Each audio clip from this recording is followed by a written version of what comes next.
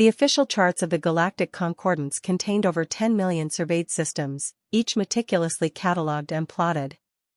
From the glittering trade worlds of the Orcian clusters to the drifting megastructures of the Sylar Continuum, the map defined the known and the safe.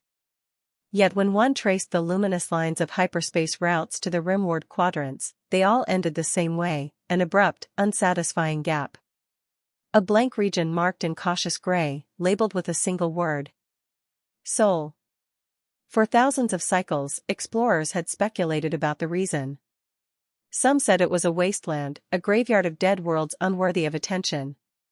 Others whispered about ancient weapons and hidden fleets. But in the council hall's orbiting Nemesis spiral, no one dared to speak of it aloud.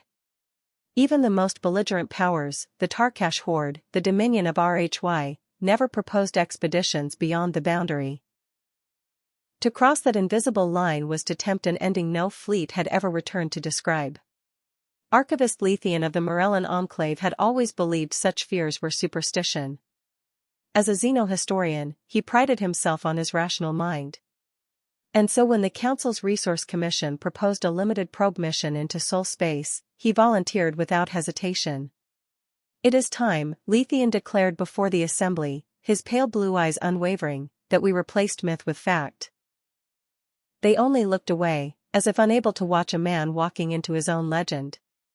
The survey ship Celestial Arrow was equipped with every technological safeguard known: cloaked hull plating, quantum displacement engines, a sensor array so precise it could detect the neural signatures of an insect across a planetary orbit.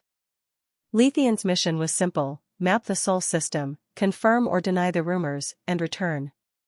When the ship emerged from hyperspace, every automated protocol engaged at once.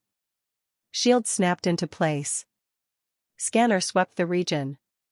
And then, for the first time in Lethian's life, he felt something he could not quantify: dread. The system was beautiful in a cold, indifferent way. A pale yellow star shone at the center, orbited by worlds both familiar and alien. But there were no comm signals, no automated beacons. No evidence of traffic or trade. It looked like a mausoleum. "Begin primary scan," he ordered, forcing his voice to remain steady. The AI's response was a whisper in the darkness. "Scan complete. Anomalies detected. Specify. Planetary ruins on multiple bodies. Artificial constructs in high orbit around the third planet. Residual energy signatures." Lethian leaned closer to the display. The third planet, Earth, was wreathed in debris. Some pieces looked recent, the shattered hulls of starships unmarked by erosion. Others were ancient beyond reckoning, dark monoliths whose surfaces rippled with unknown patterns. He felt his throat constrict. How old? Partial dating indicates construction epoch spanning over 3 billion cycles. That was older than the Concordance itself. Older, perhaps, than any civilization they had ever known. He transmitted a low-band data burst back to Council Command. It was his first and last message. Aboard the Celestial Arrow, the lights dimmed without warning. The ship's hum, once steady and reassuring, became an uneasy vibration beneath his feet. The AI spoke again, its voice thinner now. Gravitational distortion detected. Source? Unknown. On the main display, a shape was emerging from behind the shadow of Earth's moon. It moved without propulsion. No energy signature preceded it. As it came into the light, Lethian felt his mind recoil. It was not a ship as he understood the term. Its surface was smooth and dark, like liquid obsidian. Geometric apertures opened and closed across its flanks, hinting at mechanisms he could not begin to categorize.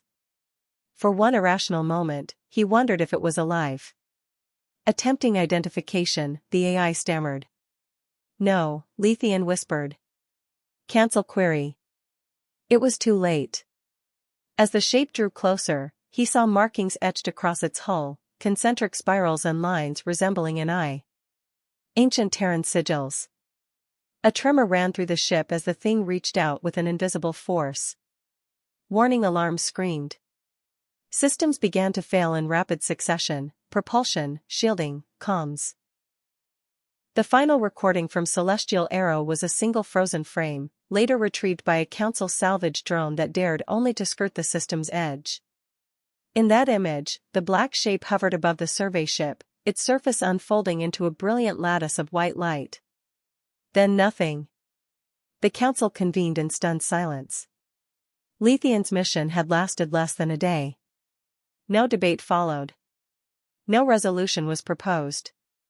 One by one, the empires quietly updated their star charts. The border at Sol remained, more absolute than ever. Many cycles later, a fragment of human transmission was finally deciphered, recovered from the archives of the Silent Watchers. It was a voice, human, calm, and infinitely ancient. If you are hearing this, you have reached the boundary. We will tolerate no further approach. Return to your stars. You are not ready to remember who we were. In the following centuries, every empire would claim they never considered breaching that line again. The galaxy's borders faded at Sol, and none had the courage to cross them.